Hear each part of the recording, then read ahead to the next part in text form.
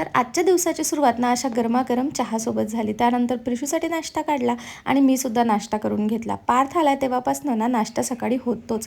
त्यानंतर तिला पाळण्यात टाकलं, कारण मॅडम काहीच काम करू देत नव्हत्या आणि ती पाळण्यात इथे मस्त विठूची गाणी बघत बघत झोपत आहे नेहमीप्रमाणे. कामं पटापट करून घेतली. जायच्या आधी म्हटलं तिला वरण भात चालते, सो वरण भात काढला आणि फायनली मी माझ्या शॉपला जायला निघाले. आता ना उन्हाळ्यात नुकताच पडायला लागला, तरीसुद्धा बघू शकता तुम्ही किती जास्त ऊन वाटतं आहे. विदर्भातलं ऊन हे असंच काहीचं असतं.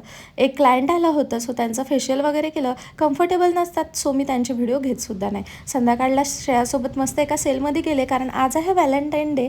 छान छान ऑफर्स सुरू होतात आणि आमचं कसलं काय व्हॅलेंटाईन, आम्ही दोघीच एकमेकींच्या पार्टनर म्हणून बाहेर पडलो. आणि बाहेर गेल्यानंतर ना आम्हाला आमच्यासाठी नाही पण प्रिशूसाठीच काही काही बघायचं इच्छा होते. शॉपमध्ये बघितलं पण आम्हाला काही खास वाटत नव्हतं प्राईसप्रमाणे. सो रोडवर इथे काही दिसले शॉर्ट्स आणि खरं सांगू का, क्वालिटी खूप छान होती. आम्ही तिला डायपर यूज करत नाही, त्यामुळे मग तिच्या कपड्यांची कंडिशन तर तुम्हाला माहितीच आहे, म्हणून मग हेच शॉर्ट्स घेतले. त्यानंतर लस्सी प्यायला आलो, कारण व्हॅलेंटाईन डे आहे, सो म्हटलं काहीतरी सेलिब्रेशन व्हायलाच पाहिजे. सो श्रेया आणि मी दोघींनी ते मस्तपैकी लस्सी घेतली. तिचं तरी स्नॅप काढायचं चाललेलं आहे, पण मी स्नॅप लवर अजिबातच नाही. सो मी मस्त छोटासा व्हिडिओ घेतला आणि या लस्सीचा आनंद घेतला. त्यानंतर गेलो दूध डेअरीवर, कारण काहीही असो आईला दूध तर पाहिजेच असतं. सामान घेतलं, घरी आलो. आल्याबरोबर प्रिशूला ड्रेस घालून बघितला आणि खरं सांगू का, श्रेयाच्या आणि माझ्या दोघींच्या ड्रेसने ती खूप क्यूट दिसत होती.